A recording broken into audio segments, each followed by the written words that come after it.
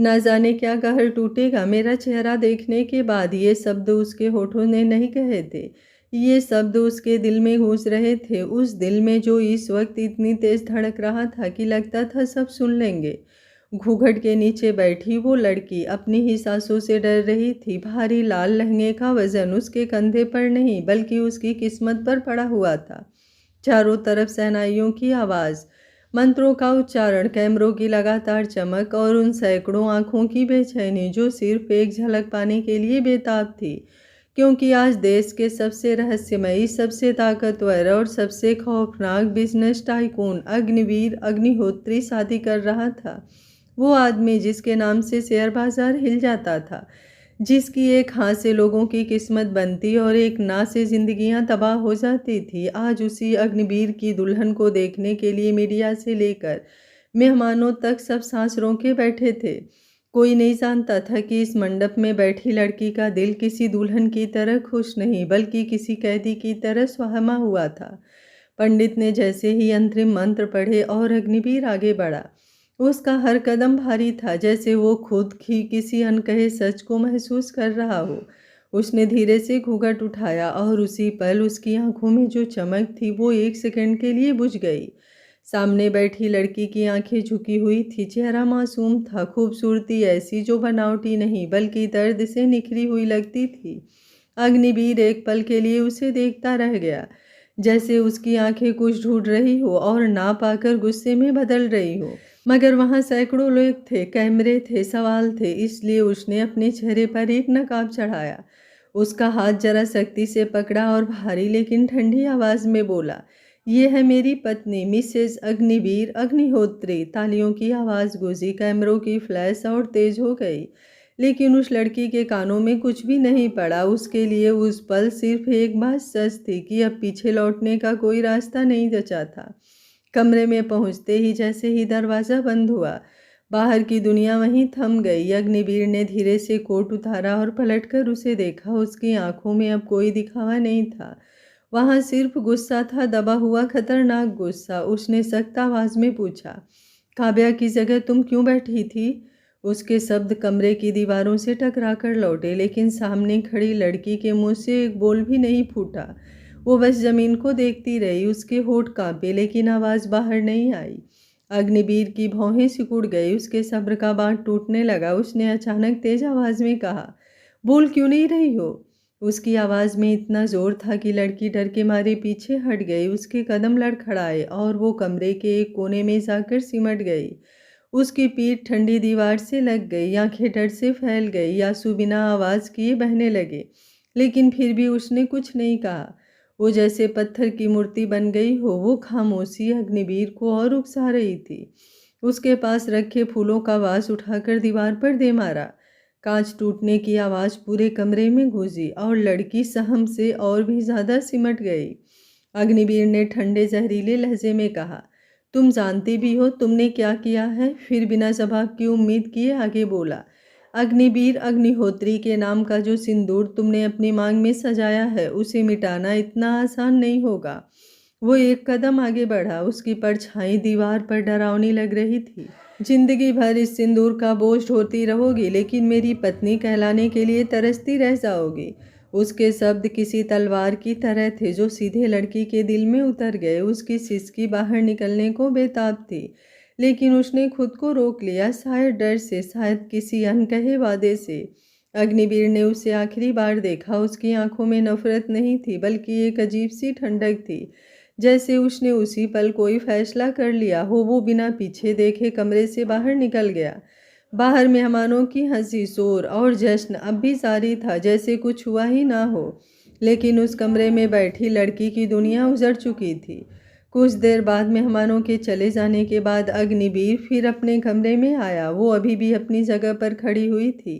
दरवाज़ा खोलने की आवाज़ सुनकर उसकी पलकें उस तरफ उठने की जहमत भी ना उठा सकी। उसकी आंखों में वो खतरनाक ठंडक थी जिसे देखकर बड़े बड़े लोग भी घबरा जाते थे। उसने अचानक आगे बढ़कर उसे जोर से बेड की तरफ धक्का दे दिया।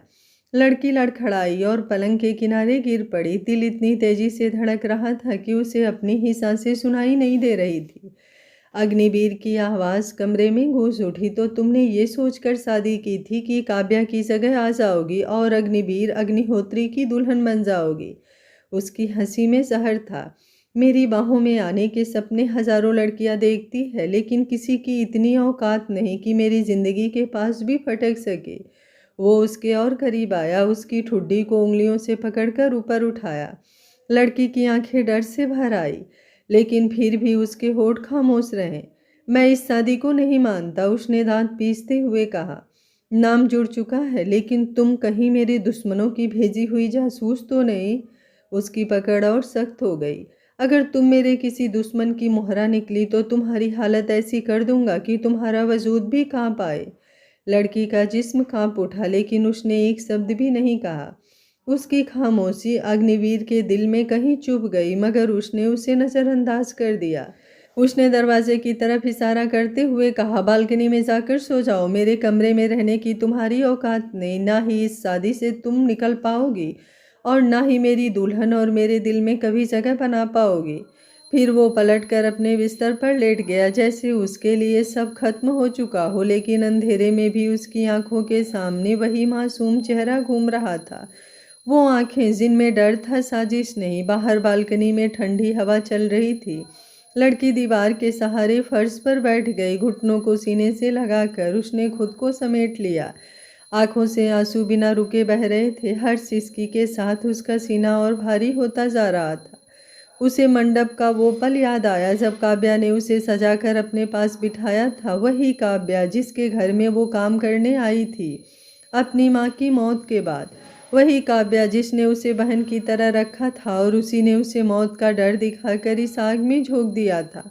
अगर शादी से पहले तुम्हारे मुँह से एक शब्द भी निकला, काव्या की सख्त आवाज़ उसके कानों में गूंजने लगी, तो तुम्हारे छोटे भाई को जिंदा नहीं छोड़ूंगी। ईसा को याद आया, उसका भाई, उसका मासूम चेहरा, उसकी हंसी, और वो बेबस हो गई थी। मंडप में बैठते वक्त उसके हाथ कांप रहे थे, लेकिन वो चुप रही, क्योंकि उसके लिए ये शादी नहीं बल्कि एक कुर्बानी थी। बालकनी में बैठी ईसा के आंसू पत्थर की तरह फर्श पर गिर रहे थे। हर आंसू में डर, मजबूरी और एक अनकहा दर्द था। अंदर कमरे में अग्निवीर करवट बदल रहा था। वो खुद नहीं समझ पा रहा था कि क्यों उस लड़की की खामोशी उसके दिल में कहीं गहरी चुभन छोड़ गई थी। क्यों उसे उस चेहरे में साजिश नहीं बल्कि टूटा हुआ भरोसा दिख रहा था। लेकिन उसने खुद को समझाया कि ये कमज़ोरी नहीं दिखा सकता है। इस घर में, इस दुनिया में कमज़ोरी मौत के बराबर थी। और बाहर बालकनी में एक लड़की अपने आंसुओं के साथ ये सोच रही थी कि ये शादी उसकी ज़िंदगी का अंत है या किसी ऐसे सच की शुरुआत जिसका रास्ता अभी और भी अंधेरा होने वाला है। रात कब उसकी पलकों पर उतर आई, अग्निवीर खुद नहीं जान पाया। बेचैनी उसके जिस्म में ऐसे घूम रही थी जैसे कोई जहरीला जानवर। आंखें बंद करता तो उसी लड़की की खामोश आंखें सामने आ जाती, खोलता तो अंधेरे में भी वही चेहरा तैरता रहता। उसे गुस्सा आ रहा था अपने ऊपर, अपनी कमजोरी पर। अग्निवीर अग्निहोत्री कभी किसी के ख्यालों में उलझा नहीं था। उसके लिए लोग मोहरे थे, रिश्ते, सौदे और भावनाएं कमजोरी।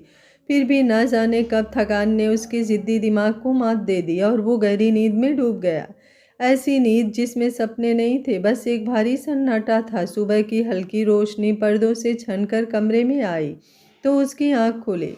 कुछ पल वो चुपचाप छत को देखता रहा, फिर जैसे बिजली सी कौंधी। कमरा खाली था, बिस्तर का दूसरा सिरा वैसे ही सख्त और ठंडा पड़ा था। एक पल को उसका दिल अजीब तरह से धड़का, फिर याद आया कल रात उसने उस बालकनी में जाने को कहा था। एक पल को उसका दिल अजीब तरह से धड़का, फिर याद आया कल रात उसने उसे बालकनी में जाने को कहा था।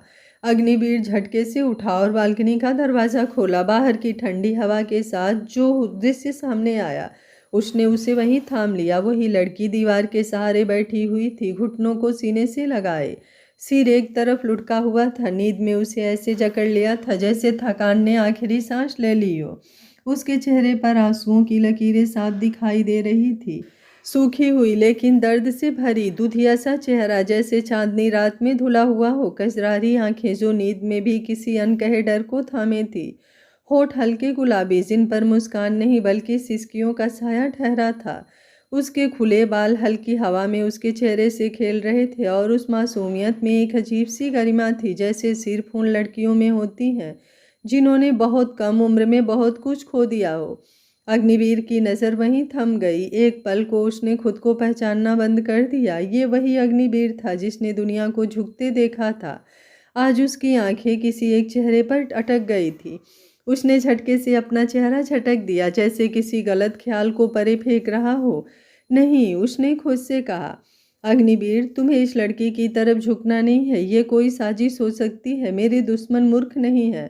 उसकी आंखों में फिर से शक्ति लौट आई। उसे काव्या याद आई, वो लड़की जो मंडप से गायब हो गई थी। सवाल उसके दिमाग में हथौड़े की तरह बजने लगे। काव्या कहाँ गई, किसके साथ, और ये लड़की अचानक उसकी जगह कैसे आ गई? वो आगे बढ़ा, ईसा के पास झुका और उसके हाथ को कसकर पकड़ लिया। स्पर्श अचानक था, सख्त था। ईसा हड़बड़ाकर जागी। आंखें खुली तो सामने अग्निवीर का चेहरा था, ठंडा, कठोर, खतरनाक। वो डर के मारे हड़बड़ाई, लेकिन उससे पहले कि वो कुछ कह पाती, अग्निवीर ने उसे खींचते हुए कहा, उठो और कमरे में आओ। उसकी आवाज़ में आदेश था, सवाल नहीं। ईसा के कदम लड़खड़ाए। नींद और डर के बीच उसका जिस्म कमज़ोर पड़ गया, लेकिन वो चुप रही। कमरे में पहुंचकर अग्निवीर ने उसे छोड़ दिया और सख्त लहजे में कहा, इस कमरे से बाहर मत निकलना, चाहे कोई भी तुम्हें बुलाए। मैं तुम्हें अपनी पत्नी नहीं मानता, समझी? ईसा ने सिर झुका लिया। उसके पास कहने को कुछ नहीं था। अग्निवीर बिना पीछे देखे वॉशरूम की तरफ बढ़ गया। ठंडे पानी से चेहरा धोते हुए उसने आईने में खुद को देखा। वही कठोर चेहरा, वही कठोर आंखें। काव्या, उसने बुदबुदाया, तुम्हें ढूंढना होगा। तैयार होकर वो नीचे उतर आया। हवेली सुबह की रोशनी में भी उतनी ही भारी लग रही थी। ऊंची छतें, लंबे गलियारे और हर कोने में पसरा हुआ सन्नाटा। डाइनिंग हॉल में उसकी दादी माँ बैठी थीं। उम्र ने उनकी पीठ को थोड़ा झुका दिया था, लेकिन आंखों में अब भी वही चमक थी जो अग्निवीर के बचपन की गवाह थी। उन्होंने अग्निवीर को देखा तो चेहरे पर राहत की झलक आई। उठ गए? उन्होंने प्यार से पूछा। फिर जैसे कुछ याद आया, उनकी नज़र दरवाजे की तरफ चली गई। बहू कहाँ है? सवाल सीधा था, लेकिन उसके पीछे एक माँ जैसी चिंता थी। अग्निवीर कुछ पल चुप रहा। उसके दिमाग में कल रात के दृश्य, बालकनी में बैठी वो लड़की, उसकी खामोशी, सब एक साथ उभर आए। उसने खुद को संभाला। वो आराम कर रही है, उसने सपाट आवाज में कहा। दादी माँ ने उसे ध्यान से देखा। अग्नि, उन्होंने धीरे से कहा, मैं तुम्हें बचपन से जानती हूँ। तुम्हारी आंखें कुछ और कह रही हैं। अग्निवीर की उंगलियां मुट्ठी में कस गई। दादी, ये शादी? वो रुक गया। आपको चिंता करने की ज़रूरत नहीं है। दादी माँ ने गहरी सांस ली। तुम्हारे माँ बाप आज होते तो मुझे चिंता करने की कोई ज़रूरत ही नहीं होती। उनकी आवाज़ भर आई। तो वो तुम्हें ऐसे अकेला नहीं देखते। मैंने तुम्हें सिर्फ एक साम्राज्य का वारिस नहीं, एक घर बसाते देखने का सपना भी देखा है। अग्निवीर का चेहरा सख्त रहा, लेकिन दिल में कहीं कुछ चुभा। उसने विषय बदल दिया और उठ खड़ा हुआ। मुझे ऑफिस के लिए निकलना है। ऊपर कमरे में ईसा दीवार के पास खड़ी थी। खिड़की से आती रोशनी उसके चेहरे पर पड़ रही थी।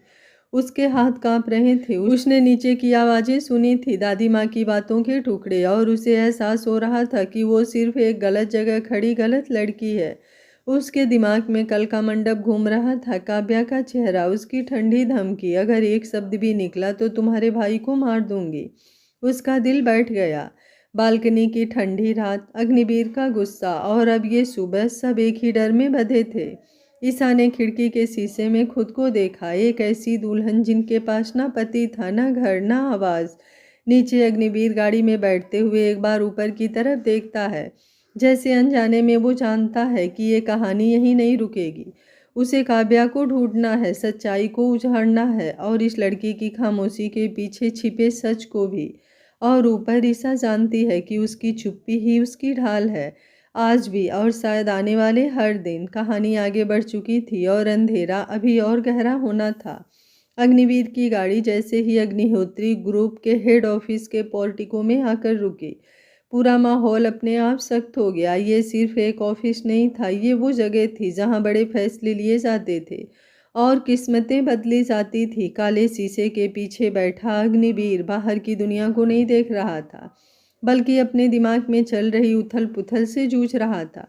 बालकनी में बैठी उस लड़की का चेहरा, उसकी आंखों के नीचे जमे आंसुओं के निशान, उसकी खामोशी, सब कुछ बार बार उसकी सोच में लौट आता। उसने खुद पर झुंझलाहट के साथ मुट्ठी भीजी। ये कमजोरी नहीं हो सकती थी, वो अग्निवीर अग्निहोत्री था जिसे भावनाओं ने कभी नहीं चलाया। वो गाड़ी से उतरा, लंबी लंबी कदमों से लिफ्ट की तरफ बढ़ा और सीधे अपने केबिन में जा पहुंचा। केबिन में घुसते ही उसने इंटरकॉम उठाया। आवाज में वही पुरानी शक्ति थी, सूर्य को तुरंत मेरे पास भेजो। कुछ ही मिनटों में दरवाज़ा खुला और सूर्य अंदर आया। ये अग्निवीर का सबसे वफादार आदमी था सूर्या, ऐसा आदमी जिसने उसके साथ सबसे बुरे दिन देखे थे और कभी सवाल नहीं किए थे। अग्निवीर ने बिना भूम के बातें कहा, मुझे काव्या के बारे में हन जानकारी चाहिए सूर्या। शादी के मंडप से उठकर कहाँ गई, किसके साथ, किसने मदद की, एक एक कड़ी। और वो रुका, मेज से एक फाइल उठाई जिसमें ईसा की दुल्हन के रूप में खींची गई तस्वीर थी। उसने तस्वीर सूर्या की तरफ बढ़ाई। इस लड़की के बारे में भी नाम, परिवार, पिछला रिकॉर्ड, कहीं ये हमारे किसी दुश्मन की भेजी हुई मोहरा तो नहीं। सूर्या ने तस्वीर को ध्यान से देखा। उसकी पेशेवर आंखें किसी भावना में नहीं उलझी। 2 घंटे, उसने शांत स्वर में कहा। 2 घंटे में आपके सामने पूरी रिपोर्ट होगी सर। अग्निवीर ने सिर हिलाया। सूर्या बाहर निकल गया और केबिन में फिर वही सन्नाटा भारी छा गया। अग्निवीर खिड़की के पास जाकर खड़ा हो गया। नीचे शहर भाग रहा था, लेकिन उसके लिए समय जैसे थम गया था। उसके दिमाग में एक ही सवाल घूम रहा था, अगर ये लड़की साजिश नहीं है तो फिर ये चुप क्यों है, और अगर है तो इतनी मासूम क्यों लगती है। इधर हवेली में माहौल बिल्कुल अलग था। ऊपर के कमरे में ईसा चुपचाप खड़ी थी। अग्निवीर के जाने के बाद वो जैसे और भी छोटी हो गई थी। कमरे की भव्यता उसे और डरावनी लग रही थी। तभी दरवाजे पर हल्की सी दस्तक हुई। ईसा चौंकी। आइए, उसकी आवाज़ बहुत धीमी थी। दरवाज़ा खुला और सामने अग्निवीर की दादी माँ खड़ी थी। उनके चेहरे पर कठोरता नहीं बल्कि अपनापन था। ईसा घबराकर पीछे हट गई, लेकिन दादी माँ ने हाथ उठाकर उसे रोका। डरो मत बेटा, उन्होंने धीरे से कहा, और कमरे में आ गई। उन्होंने चारों तरफ नज़र दौड़ाई, फिर ईसा की तरफ देखा। मैं ये नहीं जानती, उन्होंने साफ शब्दों में कहा, कि काव्या शादी के मंडप से क्यों उठकर गई और तुम उसकी जगह कैसे आ गई। सच कहूँ तो मैं ये भी नहीं जानना चाहती। ईसा की आंखों में डर और हैरानी एक साथ उभर आए। दादी माँ आगे बोली, बस इतना जानती हूँ कि मेरे अग्निवीर की तुम बहू हो, इस घर की होने वाली मालकिन। ईसा के होठ कांपने लगे। वो कुछ कहना चाहती थी, लेकिन शब्द नहीं मिले। दादी माँ ने उसका हाथ थाम लिया। अगर कान्हा ने काव्या को हटाकर तुम्हें उसकी जगह पर भेजा है, उनकी आवाज़ में गहरी आस्था थी, तो मैं मानती हूँ कि मेरे कान्हा ने कुछ अच्छा ही सोचा होगा। जो वो करते हैं अच्छे के लिए ही तो करते हैं। मैं उनकी पुजारन हूँ। वो मेरे साथ, मेरे अग्नि के साथ कभी कोई गलत नहीं कर सकते। ईसा की आंखों में आंसू छलक पड़े, लेकिन वो आंसू डर के नहीं थे, ये पहली बार मिले अपनापन के थे। दादी माँ ने प्यार से उसके सिर पर हाथ रखा। चलो, उन्होंने कहा, जल्दी से तैयार हो जाओ, अलमारी में तुम्हारे कपड़े रखवा दिए हैं। एक साड़ी पहन लो और नीचे आओ, आज तुम्हारी पहली रसोई की रस्म है। ईसा घबरा गई, पर उसने धीमे से कहा। दादी माँ मुस्कुराई। अग्नि के स्वभाव पर मत जाना बेटा, मेरे बच्चे ने अपनी जिंदगी में बहुत दुख झेला है। अगर उसका गुस्सा भड़कता हुआ ज्वालामुखी है तो उसका प्यार समंदर से भी गहरा है। आज नहीं तो कल वो प्यार तुम्हारे हिस्से में आ ही जाएगा। ये कहते हुए उन्होंने फिर से उसके सिर पर हाथ रखा और बाहर चली गई। दरवाज़ा बंद हुआ तो ईसा वहीं खड़ी रह गई। कमरे में फैली शांति उसे चुभने लगी।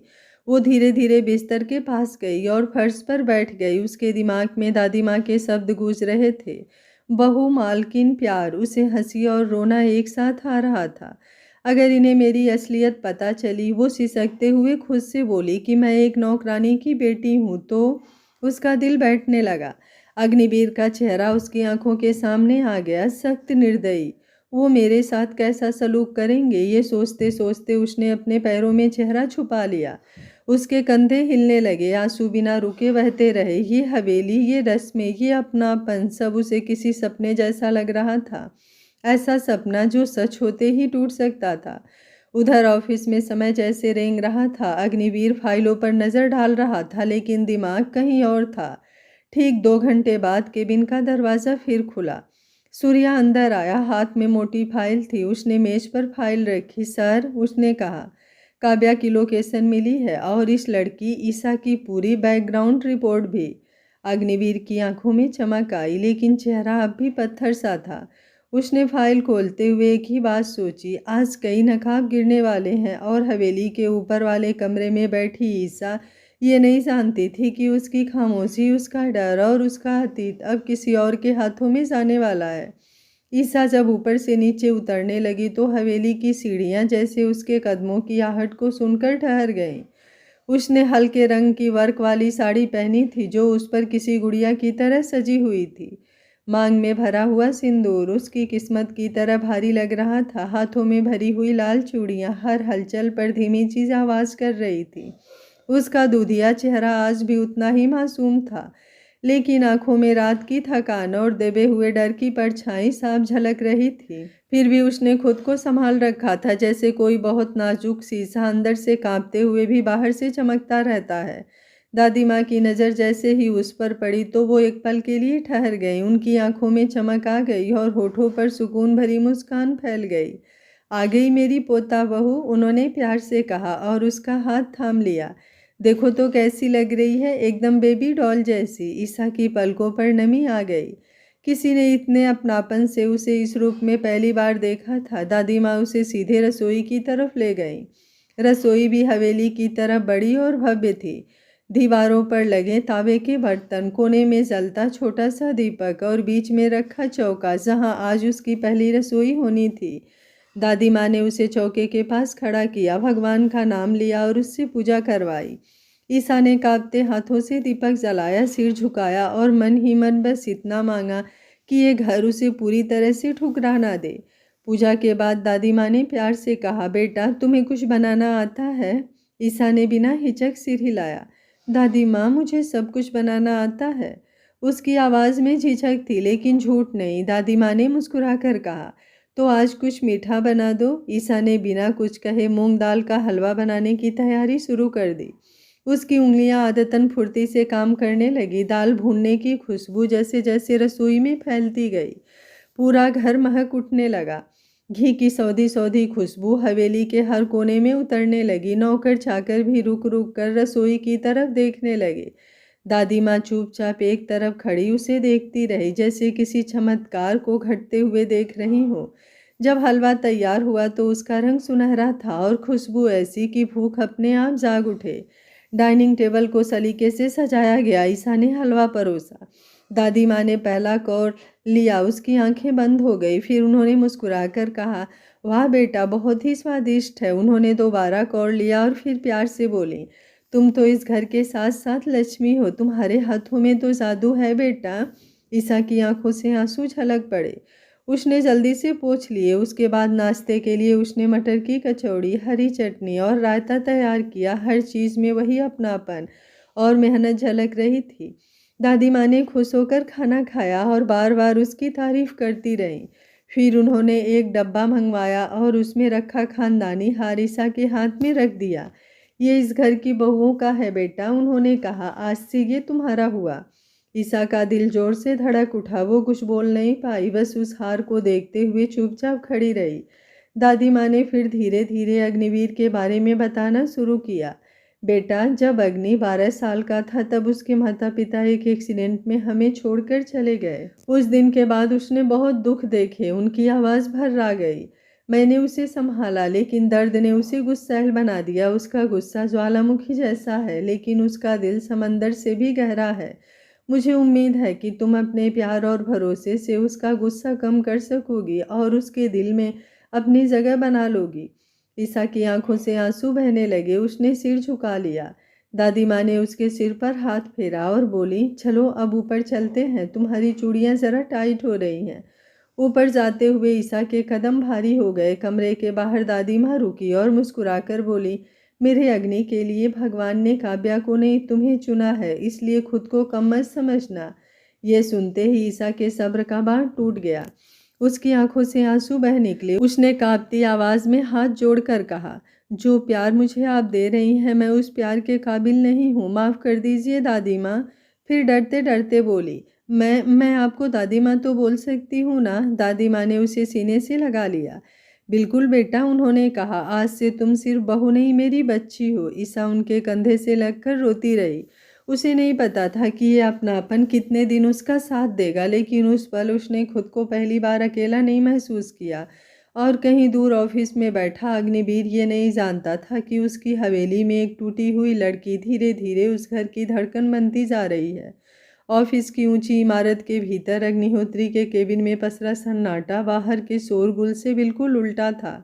शीशे की दीवारों के पार शहर अपनी रफ्तार से दौड़ रहा था, लेकिन भीतर बैठे इस आदमी के लिए वक्त जैसे ठहर गया था। अग्निवीर अपनी कुर्सी पर पीठ टिकाए बैठा था, उंगलियां मेज पर रखी फाइल के किनारों को कसकर थामे हुए थी। उसकी आंखों में वही ठंडा सख्तपन था जो फैसले से पहले आता था। तभी दरवाजे पर हल्की दस्तक हुई और बिना किसी इजाज़त के ये सूर्या भीतर दाखिल हुआ। उसके चेहरे पर गंभीरता थी, आंखों में वही पुरानी वफादारी जो हर तूफान में अग्निवीर के साथ खड़ी रही थी। सर, सूर्या ने कहा, जैसा आपने कहा था मैंने काव्या और ईसा दोनों के बारे में पूरी जानकारी निकलवाई है।